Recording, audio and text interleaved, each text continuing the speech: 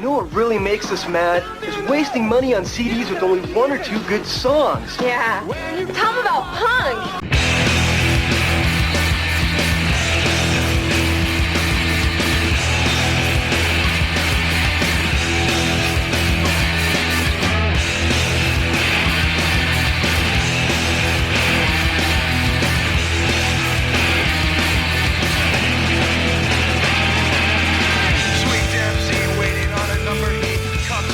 What's up, posers? Welcome to Punklottopod. I'm your co-host, Justin Hensley.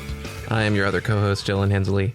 And this is the show where we take a year and select one punk, hardcore, emo, or punk-adjacent album from that year to discuss. Today we're recording a solo episode. So that means, Dylan, you got to be the one to pick today. I got to pick. Yeah. You gave me a year. I looked at it. I said, how about that? No, someone might pick that. Yeah, that is our methodology sometimes. It's like, well, a future guest might pick that, so let's pick something a little less important. Oh, that's a good one. Better leave that for someone else. We're spiting our own listenership to talk about more obscure records. This one's not that obscure. Is it, though? I think we'll talk about it. Head over to our Patreon. For $1, you get access to all of our weekly bonus audio. This week, we just recorded a News of the World, where we talk about some of the news stories that happened, some album releases, some what we've been watching. Dylan recounts his little trip he just took recently. So, a little bit of everything there. We call that, we didn't plan in advance. Here's your Patreon. We don't have time to prep. Yeah. And we already did the chart. Yeah, we've already done the chart for that one. So, fun little episode. The $1, you get access to all of it. Every one we've done. What did I say last? We've done like 50 plus of these. You also get access to the new release Friday audio that I do every week, where I pick 5 records that came out that day. I try and keep it to that day, unless it's like a slim week, and tell you what I liked and what's worth checking out. You also get access to the Moon Pies from Misfits, where I try drinks primarily, some snacks, and review them. I just put up the Mountain Dew Baja Blast Gold, and I have the mango one ready to go. I just need to upload it. But after that, I need to find some new drinks.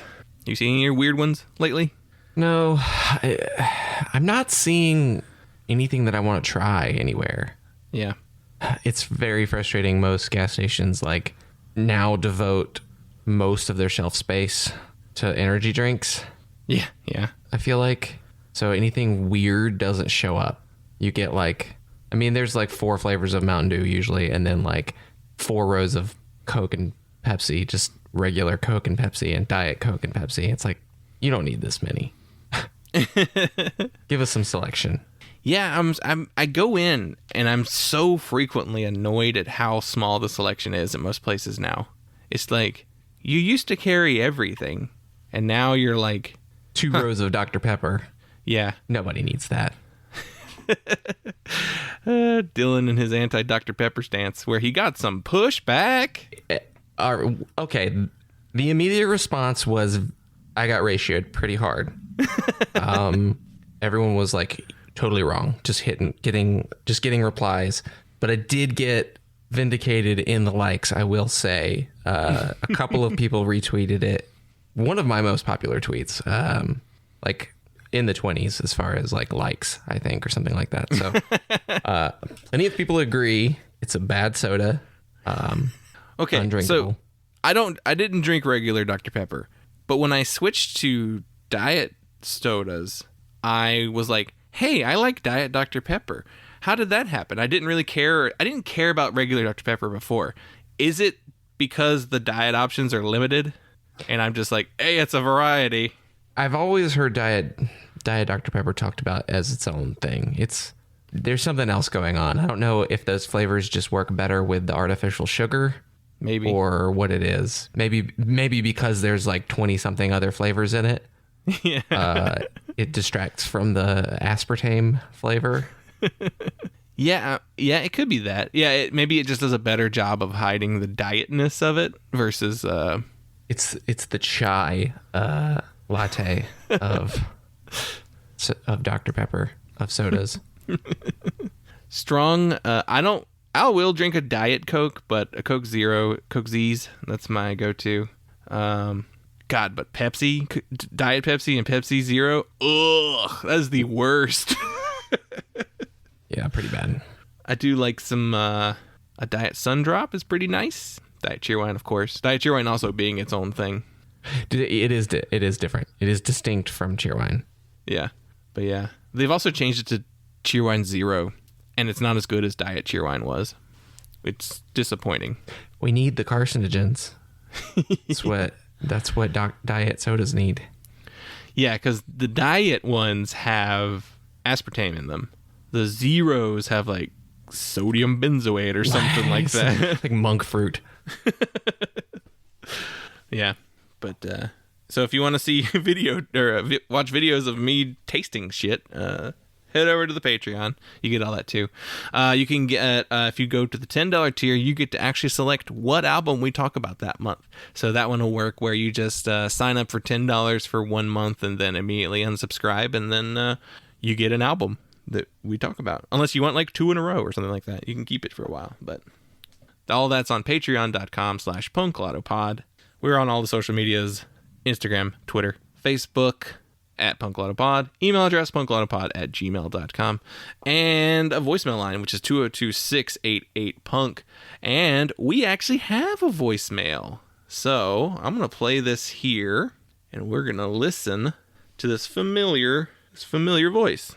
Hey, it's Andy Sell from the Mountain Goats Sunset Tree episode, and I just wanted to tell you that I think it was the Red Medicine episode, you started talking about songs where the singer laughs and how rare that is and how special it is, and I totally agree. And there's a Hungarian metalcore band called Newborn that put out a split with Catharsis on Crime Sync in 1999 or something like that, 2001.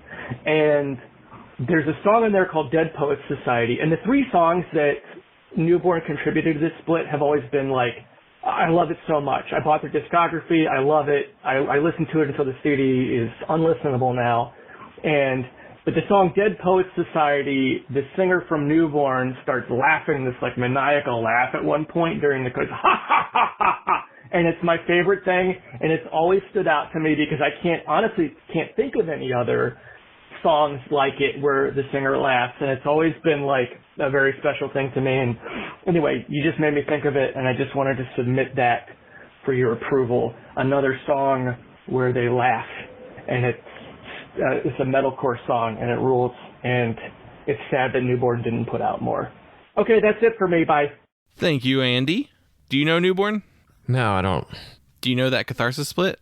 I might know it if I look at the album cover. I think that's where Arsonist Prayer comes from, which is that gigantic Catharsis song. Because it's 3 Newborn tracks and 1 Catharsis song, I think is how it is. I want to, I'm gonna put that Newborn song here, or at least maybe the clip of the laughing, just so you can hear what it sounds like right here in the show.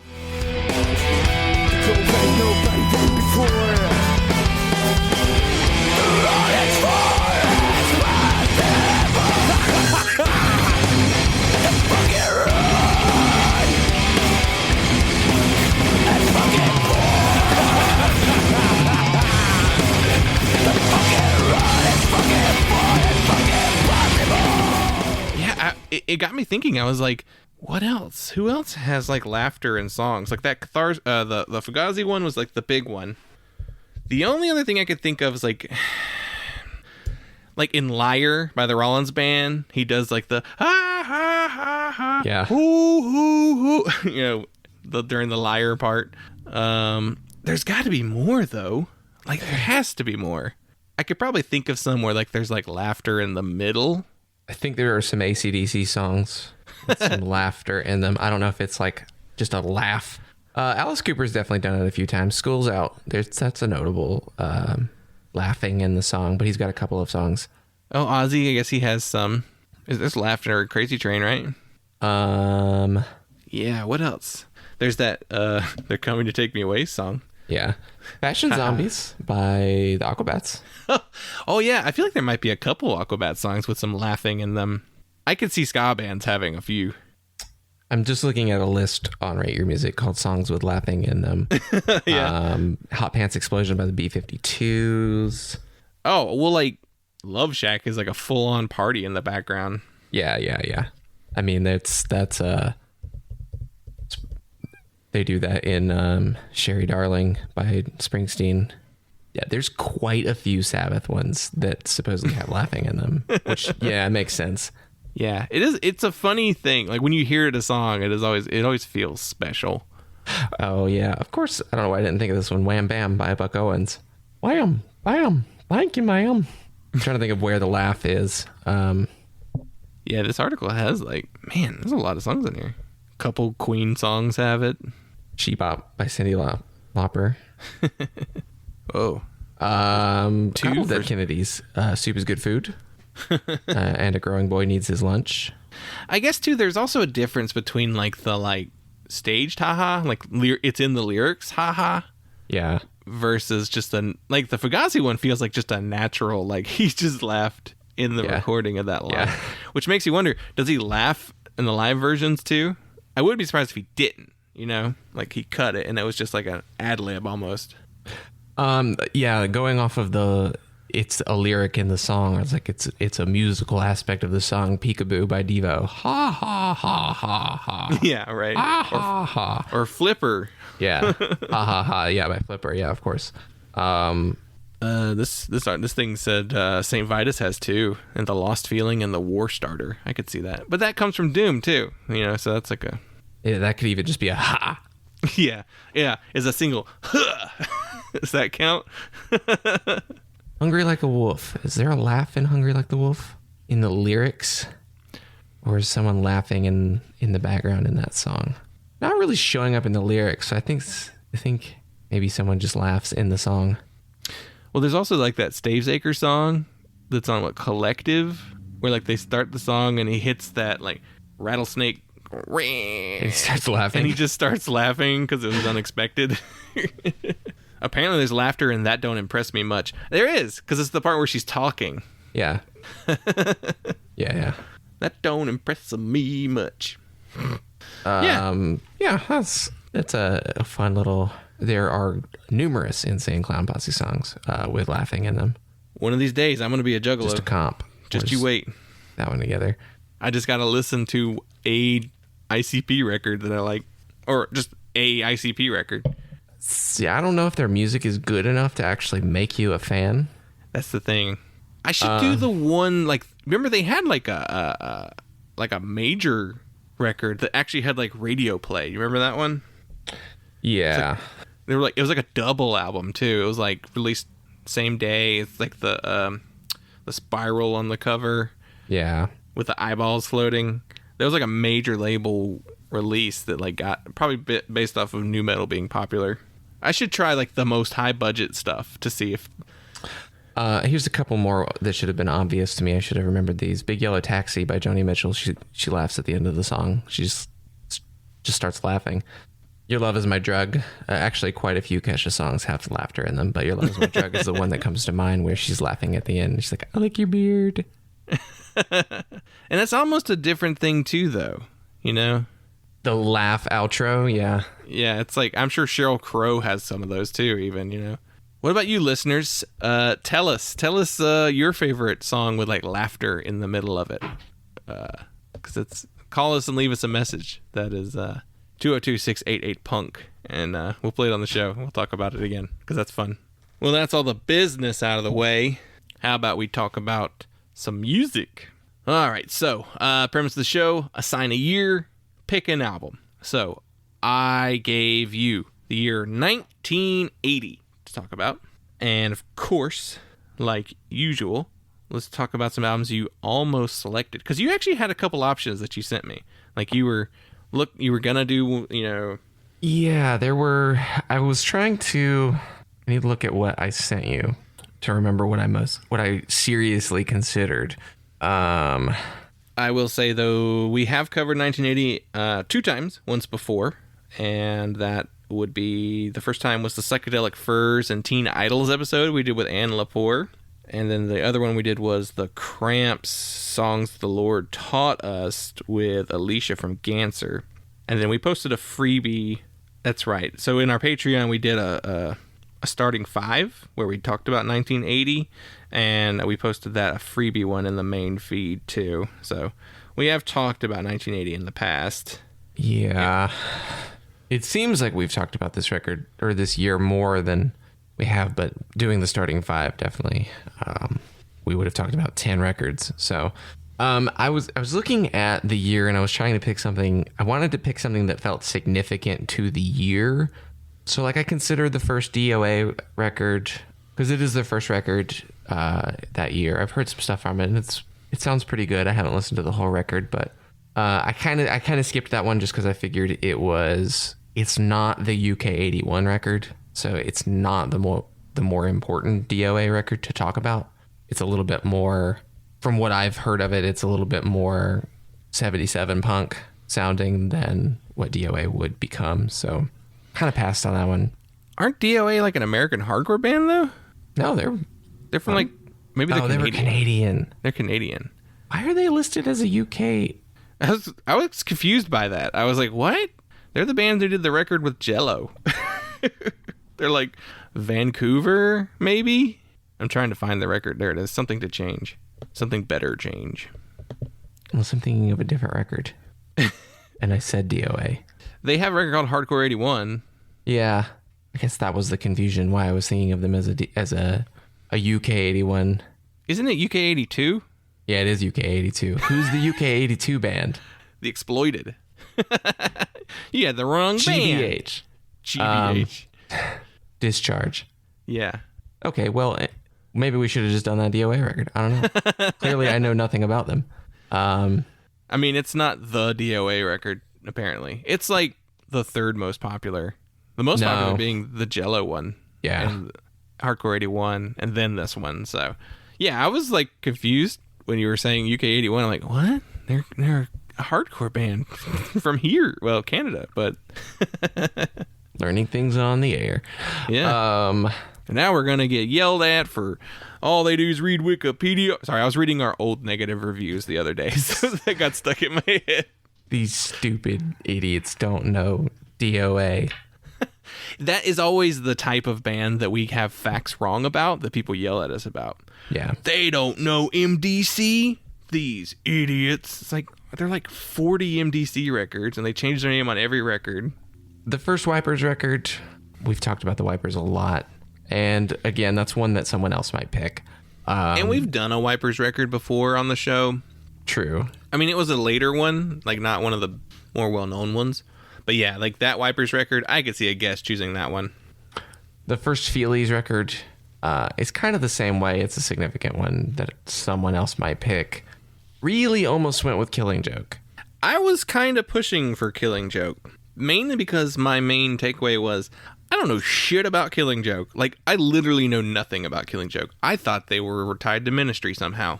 I mean, they're definitely like influential on industrial bands. Yeah. No, I mean, they sort of have some connection with Ministry, but I don't know in what way. There's been several members of Killing Joke and obviously several members of Ministry, so I don't know if it's a later connection. Maybe it's just a matter of some Killing Joke members have played on Ministry records. Is that a thing? The hard thing about this, we need to go to that band-to-band website and use that one to figure out what the connection is. Because I'm just doing that thing where you're like, you read a bunch of names and then like go to the other page and see if you can remember any of those names. Let's do it. Let's go to band-to-band. Band-to-band used to be a really great website that I think no one has updated in years. Paul Raven, who played bass in Killing Joke from 82 to 87, 90 to 91, and 2003 to 2007, played with Ministry at some point, but I'm not even seeing his name. Oh, here we go. 2005 to 2007. So that was just a fill in. Yeah. Very, very, very close to picking that one because I'm kind of like in the dark on that band too. Like I've heard stuff. I know they're important. I've seen this album cover many times. It's like this one and like Fire Dances and Brighter Than 1,000 Suns. I know those album covers really well. I've seen them a lot. And Killing Joke kind of go dark wave and like a little more industrial later, I think. I almost considered Nicky Suddening you again with that Swell Maps record. But is it instrumental? I don't think it's instrumental, but a lot of experimentation and noise. Figured we were going to get into another Flipper situation. Yeah, it was funny. Like looking at the list of options, I was like, well, there's a lot of stuff we've talked about already from this year. And maybe it's just because we've just done them on like other shows, like other like things. Like, you know, we're not going to do that Remain in Light record because we literally just did a Talking Heads record. And, you know, it's Remain in Light, you know. We've said a lot of things about Remain in Light on the show in the past that I don't think it'll be interesting for just you and I to talk about that record. Yeah. I think if someone else wanted to come on and pick that record, we could say a lot of things about it. Considered Nobody's Heroes as well, by Stiff Little Fingers. And another one, they're another band that I feel like we've talked about them a lot between like Patreon mainly. That's what we've talked about them the most. I would like a guest to pick that record at some point in the future. I mean, I love Stiff Little Fingers. That Devo record would be another one. Freedom of choice. You know, we've talked about Kaleidoscope by Susie and the Banshees when we did the Best Worst Over Under on Susie and the Banshees. Like you've definitely talked about Sound Effects by The Jam, End of the Century by the Ramones. That would be a fun one to actually like devote an episode to, though, just because of how the production is on that record. Like that's the notable thing about that album. Wild Planet's my favorite B-52s record, came out that year, and then a little connection to the record we're talking about today. But it's one of those years that kind of falls off. There's interesting stuff, like that Stiv Bators record is, from what I've heard from it, is good, but it's really obscure, and what am I going to say about it? It's good. I don't know. I mean, I guess Stiv, there's something to talk about him, but that's a conversation maybe that's better to have in the context of the Dead Boys. Yeah. And there's stuff like that. There's other records on here that I was just like, are we gonna go song by song on Sandinista? Yeah. I like that Soft Boys record, but I really don't know how much I could actually say about it. Yeah, there's a couple of things that like there's 2 Orchestral Maneuvers in the Dark records, but it's like not the records by them. And I did consider them. I started the self-titled record, and I was like, I am not going to be able to talk about this. Like, I started listening to the first song. I was like, I'm not going to have anything to say on this. I don't think it's bad, but it's not interesting to me. Yeah, I mean, there's a chance you could pick something that you're just like totally unfamiliar with too, and just be like, well, that was not a wise choice, you know. I'd be curious there's some stuff on here that I would like to listen to just to see what it's about. Like Poison Girls, like that record's called Chappaquiddick Bridge, so that's a Ted Kennedy reference there, I think.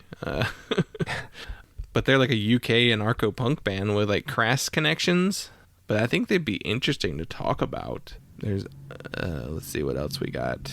There's like a Plasmatics record. There's another anarcho-punk, Androids of Moo. I guess anarcho-punk was like a thing in 1980 pretty strongly. There's the Canadian Subhumans. Like there's all this stuff that I'll be like, that'd be interesting.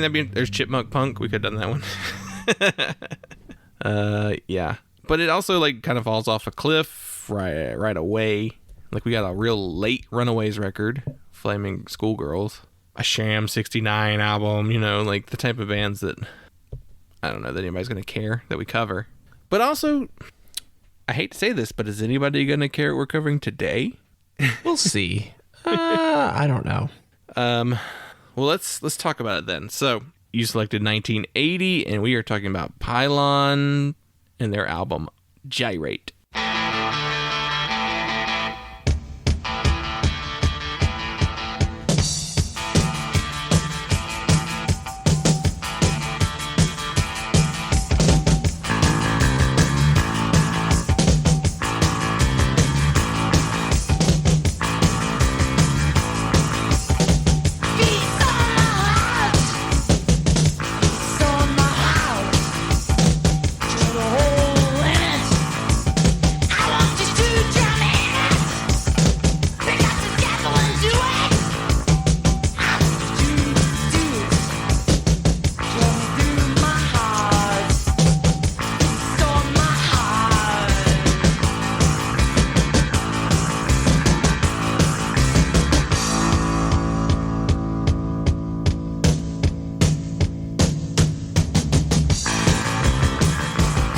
Pylon stats. They formed in 1979. They were a new wave / post-punk band from Athens, Georgia. This is the band's first full-length album. They only released a 7-inch single prior called Cool / Dub earlier in 1980. This was released November 1980 on DB Records, and the personnel in this album is Vanessa Briscoe Hay, credited as Vanessa Ellison on the record, on vocals, Randy Bewley on guitar, Michael Lachowski on bass, and Curtis Crow on drums. The album was produced by Bruce Baxter, Kevin Dunn, as well as the rest of the band. And so DB Records, I was kind of curious about that label. I wasn't super sure what they had done. Their most famous thing prior to this was the B-52's Rock Lobster 52 Girls single. They would release a bunch more Pylon material, but nothing else that I was like, oh yeah, I gotta mention that. Like, I looked at all those bands and I was like, I might know the name The Coolies, but I don't know like what anything else sounds like on this label. So, but yeah, it's a little small label based out of Atlanta. So Pylon, so they formed in the University of Georgia, where they were all enrolled as art students. So they're pulling the classic art students turned musicians thing. And then people asked them if they got their name from the William Faulkner novel Pylon. And they said, no, it's just named after traffic cones. Which I would also assume it's traffic cones before a book that I've never heard of. Like, I did not know William Faulkner had a book called Pylon. They also didn't know that until people started asking them that. So, is it because... Is that a weird word for Faulkner to be using for a book? I feel like it might be. It is an odd, because his books are like The Sound and The Fury and As I Lay Dying and Absalom. Is it because he was Southern that people thought that they were like making a reference? Maybe. I don't know. That's weird. It is. It's just very weird. It's like, yeah. And they cited their influences as Cabaret, Voltaire, Suicide, the No New York comp, and the Eraserhead soundtrack as their influences. So. And they don't sound like any of those. Like the Suicide record. That's the closest. But even then, they don't sound that much like Suicide. No. I got a couple more things, so we'll save that for later. But first things first, why'd you pick this album? Well, I was just curious about them. I actually listened to their record Chomp earlier this year, and they're an Athens band, which I felt like that was a significant corner of really early punk and alternative music that we have barely touched on this show. So I felt like it was worth looking at that scene, which doesn't really extend much further past Pylon. I mean, it does. Beyond the popular, the ones that everyone knows, but it was kind of just REM kept going. B-52s. But I figured that it was significant female fronted band in the early 80s. So that was kind of interesting as well. I thought would be interesting to look at this band for. And yeah, I just like what I've heard of them. So I figured I would listen to their first record. I didn't start with their first record, but listen to it and see how it compares. Yeah, when selecting albums on the show, you can go a couple routes. You can go with the more obscure choice. You can go with something you adore. You can go with something that you like kind of know, or you're just like, I wonder what that's about. So like, you went with the I wonder what that deal with that one is route. Yeah, we've done records on this show where it's like, oh, I've listened to this record a million times. And it's really easy to accidentally paint yourself into a corner where you're like, I don't know what to say about this other than I love it. Yeah. Like the thing that you love about it is not like an interesting story. It's like, I just really like listening to it. Yeah. And that can be hard to talk about. Yeah. Unless you've got like an actual like connection, like unless you want to go down the personal route and talk about like, oh, what this band means to you and what point and when you found them and all that kind of stuff. Like a record you love turns into the Chris Farley show where you're just like, and I liked it, and you're just like, it's good a bunch of times for an hour and a half, and you run out of topics on those. So it's more, to me, I guess, when it's just a solo, it might be a little bit more interesting to talk about something that you're a little less familiar with. But then you didn't want to go like complete like, well, let's talk about this this Cabaret Voltaire record. Like there was one this year in 1980. You knew who a Pylon was and what it sounds like. So, but you don't have a connection to it personally. So that makes it a little, you got to dig a little more. So I also, a very important factor in deciding on this one, I looked them up and I sent you that picture. The band photo? That band photo, because I was like, they look cool. Like, they look cool without being freaks.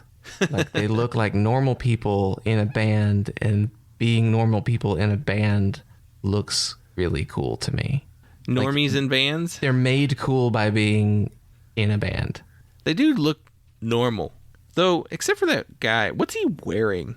Like a vest, like an army vest with pockets? Little pouches? Or is it like a fishing jacket? Like Yeah, a fishing it does kind of look like a fishing jacket. Fishing vest, yeah. But his hat and glasses combo, he could be wearing that in 2022 at an emo show right now. Yeah, they look like a band you could see right now. Yeah. Like they're dressed up a little. You know, they're dressed cool, but they're dressed cool in the way that like someone who's just like going to art school in Georgia would dress cool. Like they're not a big freak like in, you know, a major city. They have to like live in Georgia. Though, okay, we can talk about Athens, Georgia for a minute. So I've always been curious about Athens, Georgia. I get the feeling it's a college town. It's kind of arty, I think. That's the feeling I get from it. It feels like the Asheville of Georgia or the Portland of Georgia, like that kind of thing. Like it's potentially the cool town, where your arty types and your hippie types, and because there is. You said that like there's not a lot that goes past Athens and REM and B-52s, but like that's not exactly true. Vic Chestnut was from there. Yeah. It goes further into like newer stuff. I think there's like a lot of metal bands that came from there too. Like Mastodon and Black Tusk from Athens as well. Baroness might have been. Are they an Athens? Yeah, band? I think Baroness too. Yeah. So it's a music town. Like it maintains a music town. They were from Savannah. But yeah. Oh, Georgia. Savannah. You're right. That's right. But there are others. There's like in 2020 there's like a new city walk or something that's like Music Hall of Fame, and it's got like everybody in it, like all the ones we mentioned already, and Pylon's in there and a bunch more too. And yeah, I mean it's a scene, and I think the Athens scene of the B-52s REM, like that concentrated little time period of alternative music in the late 70s and early 80s, is why there's that stuff later, but it's not as focused. I mean, other than kind of like the metal scene. Harvey Milk is from Athens. Yeah. Yeah, I've actually got that pulled up right now too. Matthew Sweet, the Wigs of Montreal. It's stuff you don't panic. It's stuff you don't. Yeah, right. It's stuff that you don't think of in association with each other. Yeah, there's not. You don't think Vic Chestnut and Matthew Sweet weren't playing the same scene. Yeah. That Elephant Six is from there too, because that's like a thing too, isn't that like it's tied in with like Nutrimilk Hotel somehow? I don't know exactly how, but is Nutrimilk Hotel a Georgia band? They were from Louisiana. Oh, but they're still a Southern band, huh? But yeah. Yeah, I don't know. I've always been curious about Athens. I want to know, like, I want to go there and just see what it's like. I feel like it might be a cool town to visit, but The thing about Athens is it's small. is it? Like it's genuinely small. It's really almost an Atlanta suburb. It's a little bit too far away to be an Atlanta suburb. It is, and I think it is large enough to be its own significant like region, but it's very close to Atlanta. So it could only ever get so big. So it's definitely gonna be a small town vibe, which that's kind of what that's kind of what Pylon talks about, like when they started, and really all of those bands having a small town feel where they all knew each other, which is interesting. It's interesting to see an art punk band from a small town. You would think of an art punk band being like from New York, which they were looking to New York. They were obviously heavily influenced by a lot of what was happening in New York. And I read a little bit, like there was definitely a lot of like people going to New York and back. So there is a significant connection. Not quite. That was their plan. Like their plan was to get noticed and to play in New York. Like that was their goal, which I guess was already the rule book that was like laid out by the B-52s. I don't think REM was around yet. Not quite. So it was more of a like, that's the move. We go to New York and play shows. And so I read a little bit about this. So the B-52s were at the third Pylon show. And like the reaction wasn't very great on the first two shows for the crowd. And then Fred Schneider and Kate Pearson were there for the third show, and they just started dancing around and then like made everybody else want to dance around too. And so it was just like, we love you now that the B-52s say you're cool. That's really how that felt to me. Well, Fred Schneider thinks it's cool. We should all think it's cool. But Fred loved it. He passed on a copy of their demo to their manager, and then their manager then called Pylon and offered them multiple options for opening tour slots. So my guess is he was also booking other people. And they selected opening for Gang of Four. This was just like, yeah.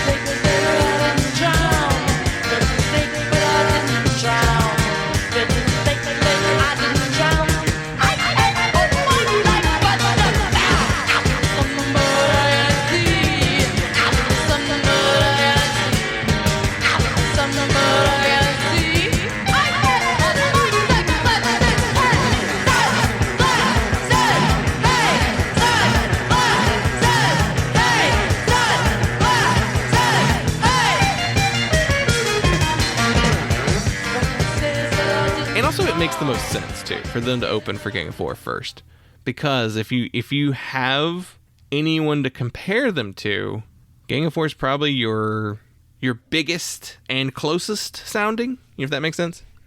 Yeah. Oh yeah.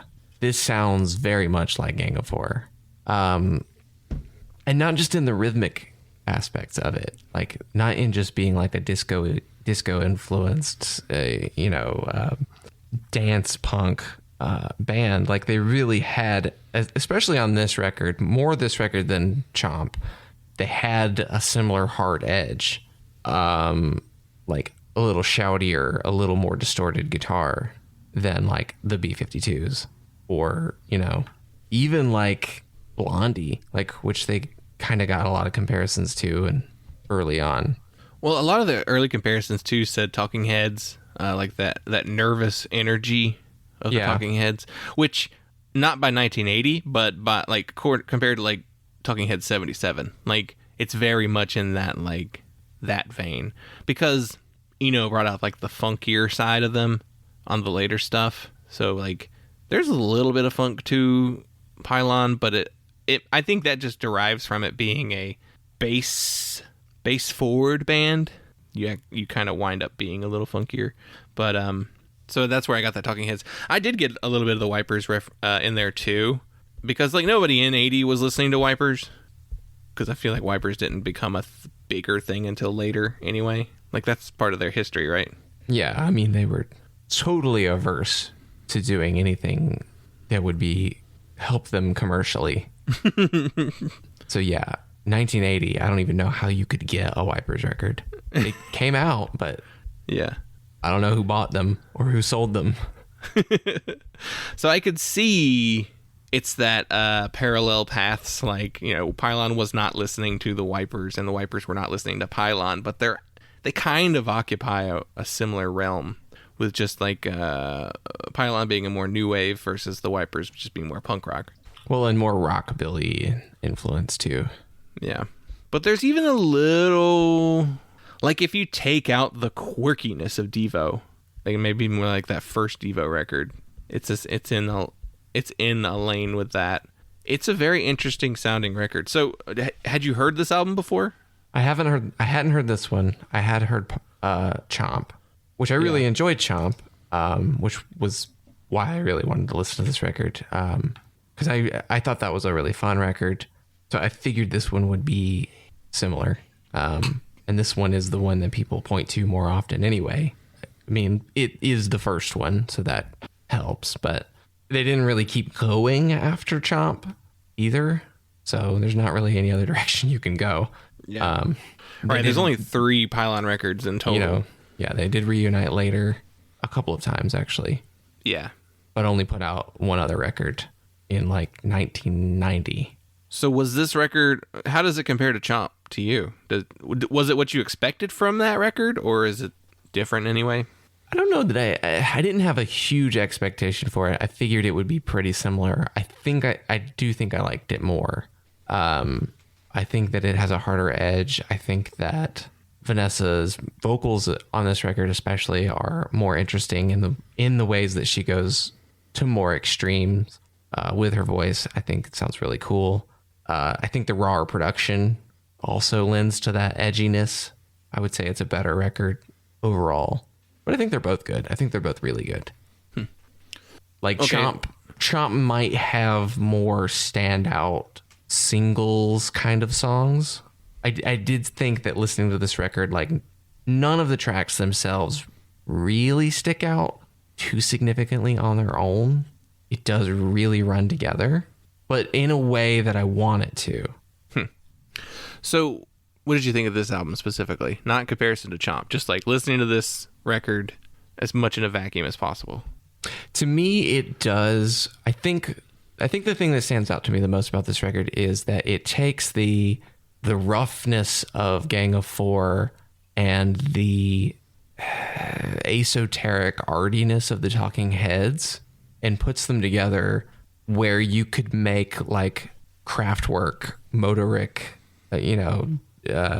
krautrock references that is far more interesting and engaging to me than almost any krautrock record I've ever heard. Like, to me, this record does what krautrock is supposed to do, where it's like, yeah, it's just one beat for 30 minutes.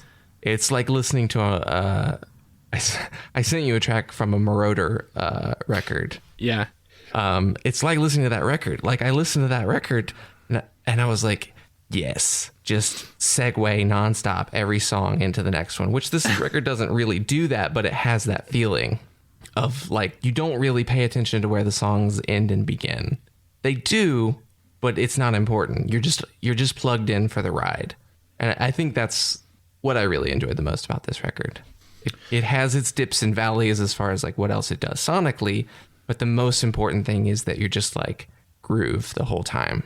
It's interesting. We have kind of differing experiences with this record then, because I actually feel the separation of each track and like, oh yeah, there's a new start. Here we go. How's this one going to start? Like I've definitely like noticed when something ends and the next one begins, and it doesn't feel like a continuation of a sound. Okay, maybe once you get into the middle of the tracks, there's some similarity there, but they all have like unique intros to me that are like, I'm setting the tempo for this song. It's kind of like how I feel with each of these songs. Yeah, I can see that. I mean, maybe that kind of plays into the peaks and valleys for me. Yeah.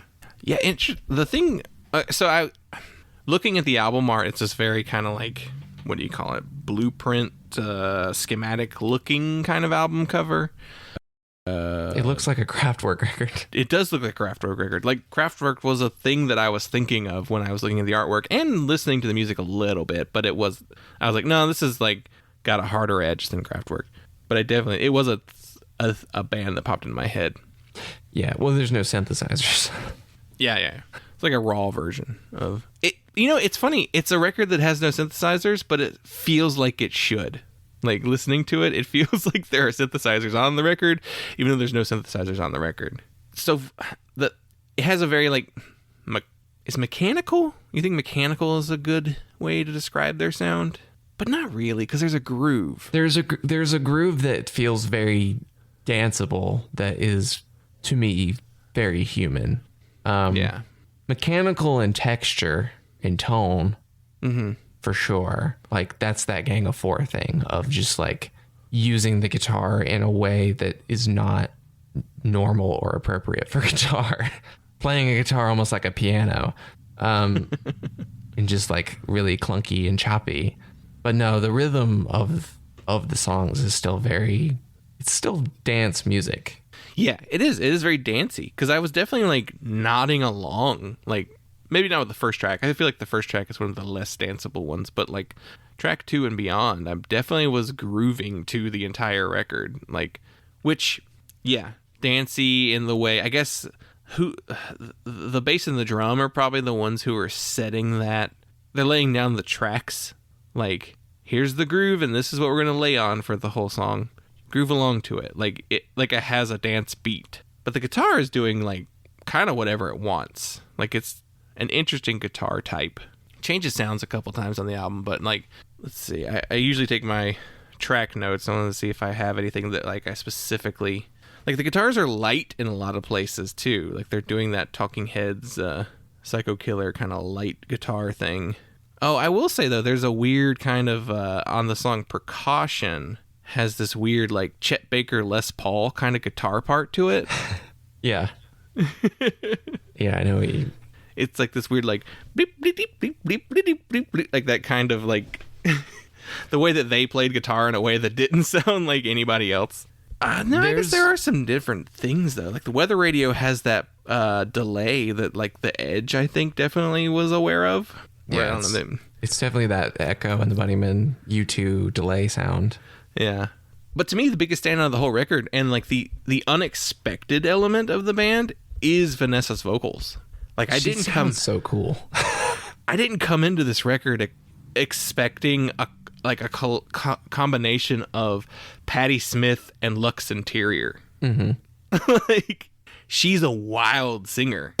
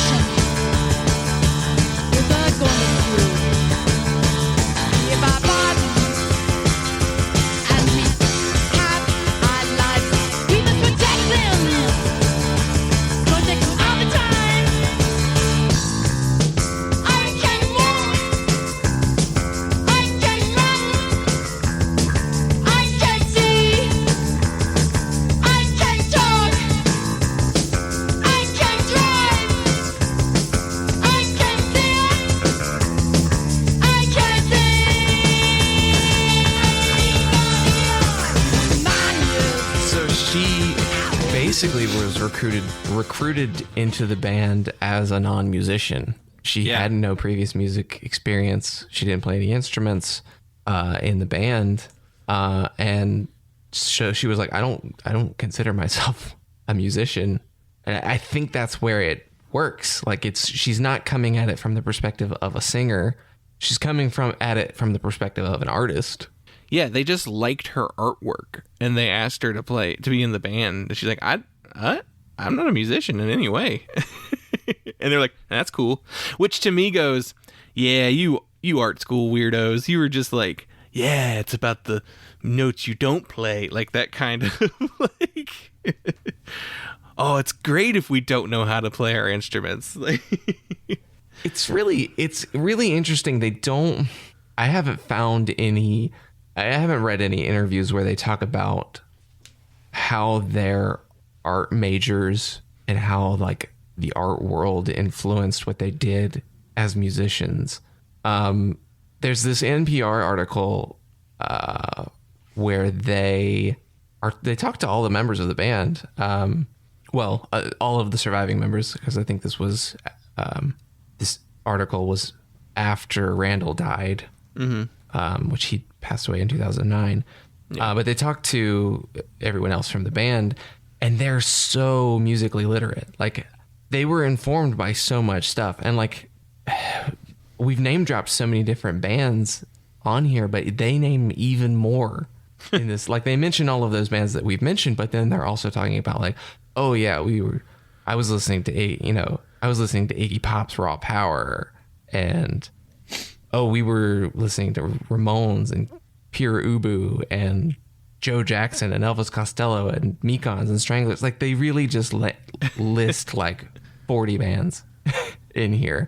But I think something that's so telling about the sound of this band, Vanessa says something about, she's talking about when they started and how, like, this dividing line of 76 to 77. And she was like, you would go to Hera in New York, where we first played, and the DJ would play Jimmy Cliff, The Harder They Come, and then you would hear Gang of Four, which is, yeah, everything that I'm hearing on this record. It's this groove that's getting chopped up. It's like the groove is being dissected, and analyzed, and they're like, oh, let's study this groove for a song, and, like, that's the focus of the song. I pulled up some live footage of them too, and they look really fun live. Yeah. Like, the lead singer, she's just, like, dancing she's pogoing, dancing the whole time when she's not singing. I think it's, like, the guitar player, I think. He literally just, like, spins around in circles, like, pogoing, like, the whole time. Like, they're definitely had a lot of fun energy live that was just, like, I don't know. It's very cool to see. It's very bouncy, which it's you don't think of, like, this is going to be a high energy live band, because it's not a high energy record to me. I would say ultimately the overall, like, pace is kind of mid tempo for most of the record. There are some moments that are faster than others, but like I said earlier, it's like they set the track for a speed and they just maintain that for the most part, unless they then start to, like, they will do some I don't know, like, some weirder, like, breakdowns in songs and do some interesting different stuff. Like, Danger's got some, like, is that slide? I guess it could be more like bluesy kind of bar chords that are sliding, or that song also sounds like it has, like, a whistle in it too. Yeah. Like, so it's just blowing a whistle. But yeah, interesting. It's mechanical without being cold. And it's like learned, and, like, it's smart without being off-putting and austere. Like, they're knowledgeable and informed by, like, a lot of different bands and a lot of different sounds and a lot of things that they want to do. And they have this, like, artistic, like, aura, but they're also, like, fun. Like, they seem like they're just chill people who wanted to make fun music, and you could hang out with them. They weren't, like, total art gonzo weirdos. Yeah, they're normal. They weren't going to look down on anyone, and maybe that just comes from being a small town art kid. Yeah, I don't know. Like, they went to school in University of Georgia. Like, I don't know how University of Georgia in Athens too, because, like, there's multiple. How southern they are? Like, are they from the South individually, or is this one of those things where they kind of just? I feel like you wouldn't go to that school if you were not from at least the South. I don't think anybody's traveling. I'm from the Midwest, and I went to school in Georgia. Randall Bewley, guitarist, was born in Bradenton, Florida. And lived in Sarasota, lived in DC, lived in Atlanta growing up. Yeah. Near Atlanta growing up. So definitely Southern, definitely making the local college choice. Curtis Crowe was born in Marietta. So again, same area. Vanessa, not seeing where she was born. I don't know. No, born in Atlanta. Okay. Yep. Went to high school in Dacula. So again, all Atlanta area people. Yeah. Atlanta, Florida. Yeah, that makes sense.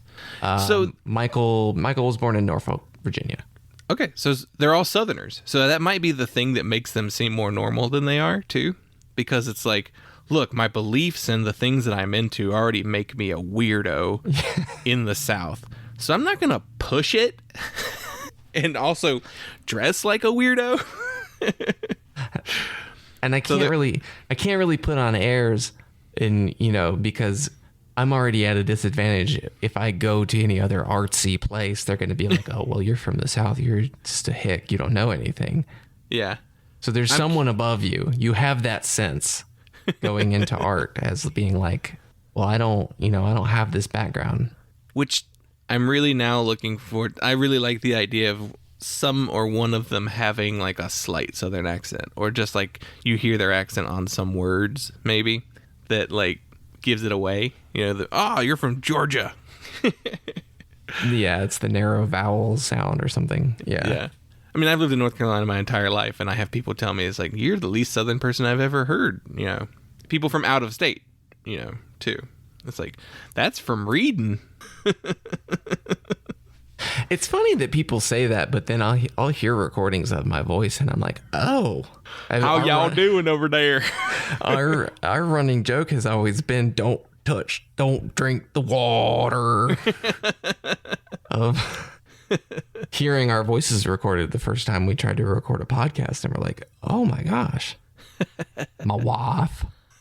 Yeah, definitely. We have Southern accents. It's just they're faint compared to everyone else's, but yeah, it's interesting.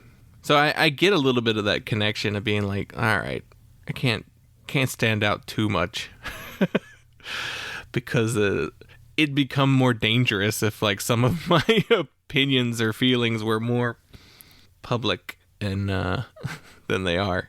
Like I said before that I think that I want very few people I work with to know anything about me. Like I'd say I want a majority of the people I work with to know almost nothing about me, except for the ones that I consider friends, the ones that I let know anything about me. But so an interesting thing about them though is that they do these tours. So they wind up touring with the B-52s, Mission of Burma, which that would be awesome.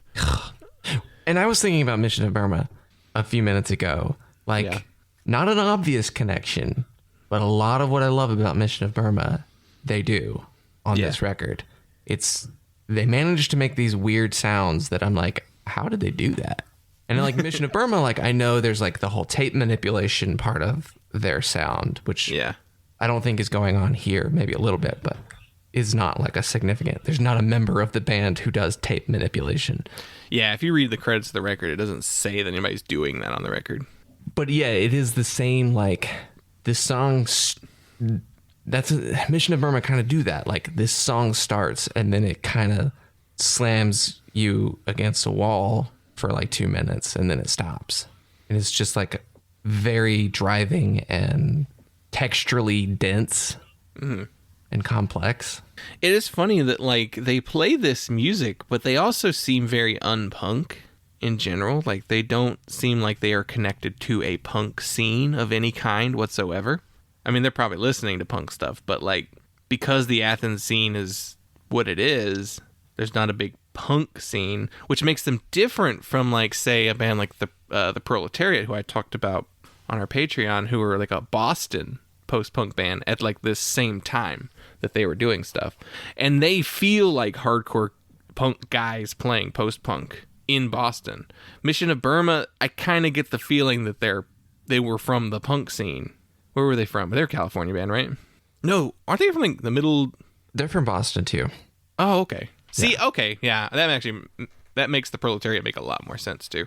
So there's that, and then like the California post-punk stuff that's going on around this point, not extensively. I think hardcore is really taking off in 80, but there was the weirder, artier punk scene that was happening in the 70s there. But other than that, it's like, yeah, you're in LA, that's a scene of punks. You're in New York, that's a scene of punks. Boston punks, like UK, London punks. Pylon is coming out of a scene that's probably not punk heavy. No, and I mean the South was really soft for punk. Yeah. Anyway, it was hard to gain traction.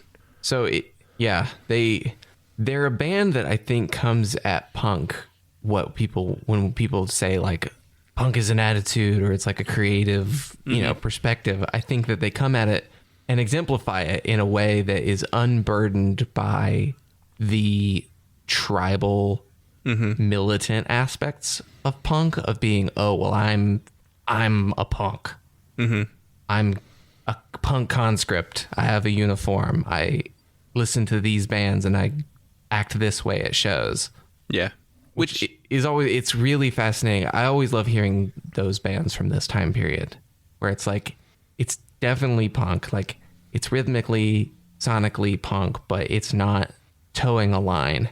They do the, like, you know, the Minutemen, like, they weren't really part of the punk scene before they started making music, you know. They were just like two kids who grew up together, and then they had some friends and they liked The Clash and like Blue Oyster Cult and just and Wire, and were just like making music based off what they liked, and they weren't following the traditional, like, here's the punk, you know, these are the clothes we're allowed to wear this season. Yeah. Crawl around on the floor like Darby Crash. Yeah. Yeah. Yeah. See, they're not doing that LA snotty punk thing. They're not doing the DC, everybody follow what Minor Threat's doing, you know, thing, which to me is also a lot more interesting. I mean, I love Minor Threat and I love those scenes in Black Flag and all those bands, but like, I'm always more intrigued by the band who like cropped up somewhere where it's just like, hey, here we are. We did a thing. I have these records that I really like, and I have some instruments, and we kind of did this like lo-fi democratic creative process interpretation of these records and songs that we like. And it's kind of like, we're not like studio musicians and we can't afford to record it well. So yeah. I guess it's punk. So they also toured with REM and the Talking Heads, which makes a lot of sense. They also toured with U2 on U2's War Tour, and they were received negatively on that tour. They didn't really get the reactions they wanted. It was just like, which I kind of get. That's, if they had toured with them on Boy, yeah, probably would have been a different expectation. But yeah, that's the U2 blow up record. Yeah. Everyone's going there to hear New Year's Day. Yeah.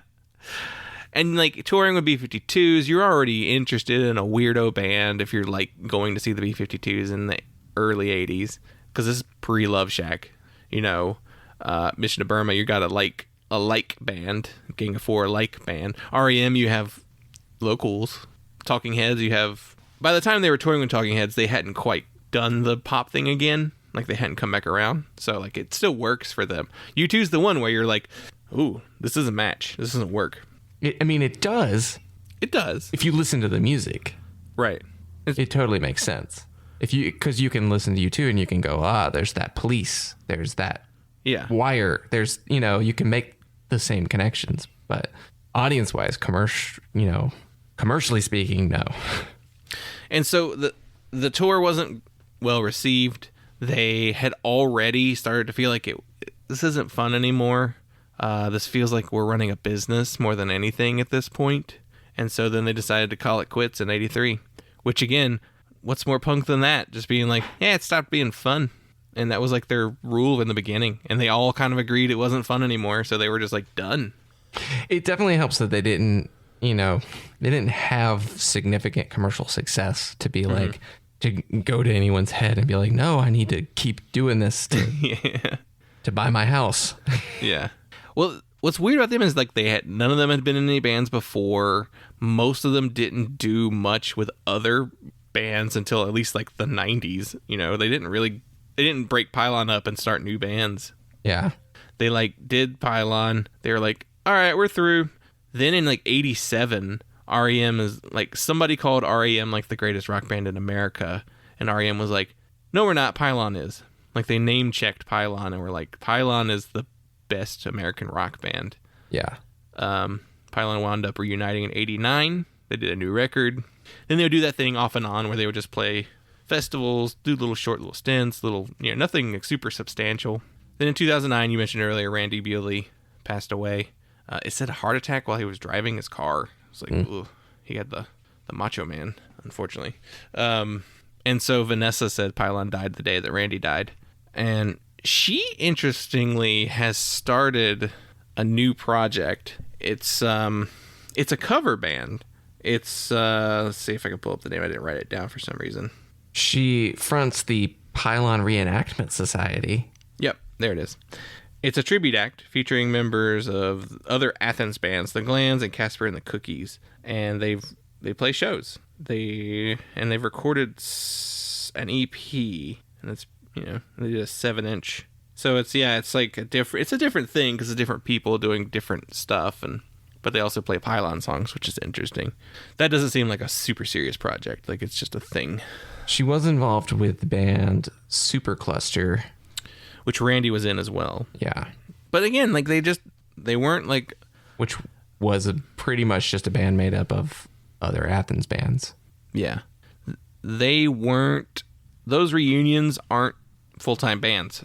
They're every time they did it was just for fun. So like they kind of maintained that, yeah, we did it for fun throughout the rest of their career without having to... They don't really... the closest brush with mainstream success is those tours with U2 and REM, but they didn't seem bothered that it didn't really take off. Like they were just cool with like doing whatever they wanted, which is again much more punk than just like forcing it and being like, we're gonna play it forever. Well, I think it has more artistic integrity to be like, we're doing this for the sake of expression, not because we need to keep making art to survive. Yeah, to maintain whatever echelon of living that I'm at, my lifestyle I am stuck in. So. Or even to maintain an ego. Yeah. Because if the idea is to have fun, it's not fun to constantly feed your ego. Which is, I don't know. It's very, I think they're a very inspiring band. Not in just the sounds that they made, but in the way that they made music. I think it's something to draw inspiration from. To not push so hard and kill a band even if you keep it going. Yeah, you don't have it's just the reanimated corpse of a band that's just going forever and ever. Yeah, you don't hate each other. Yeah, I get the feeling they did not hate each other, and that's why they were able to like come back and play together all the time and play in each other's projects and do stuff together. I was looking at the 1988 reissue removes the song Driving School and replaces it with a song called Recent Title. I didn't listen to Recent Title. I listened to Driving School on the record and I go, oh yeah, that's why you cut it. That's that one with that horrible buzzing throughout the whole song. It's like a bass thing or something. It's just like this awful noise that goes through the entire song. I bet the label's like, can we cut that? Because it started the B-side. Yeah. Which they put back for the later reissues. So it's on the Spotify version. And then Pylon's most famous song is Crazy, which came off of Chomp. Probably because REM covered it. Yeah. So it kind of became the one that people checked out. Which, if you think about it, it's weird that REM covered it. Like, I get it because they were an Athens band. They wanted to cover it. But, like, Pylon and REM don't sound alike. No, but you can see that influence. Especially early REM. Yeah. But, yeah, a very different interpretation. Definitely going in very different directions musically. We should probably wrap up. Yeah. I've run out of things to say anyway, so this is a perfect point to wrap up. Overall, I think it was a good choice. I didn't think I would get as much out of this record as I did, but they're an interesting band. I didn't know much about them, so it was fun to dig on Pylon. And okay, I think we will wrap the show up here, and thank you everyone for listening. Check out our Patreon, all the links, all that good stuff at punklottopod on pretty much everything. Give us a rating on Spotify or iTunes or Apple Podcasts. So whatever that is. We need some fresh ratings. But thank you everyone for listening, and we will see you next week.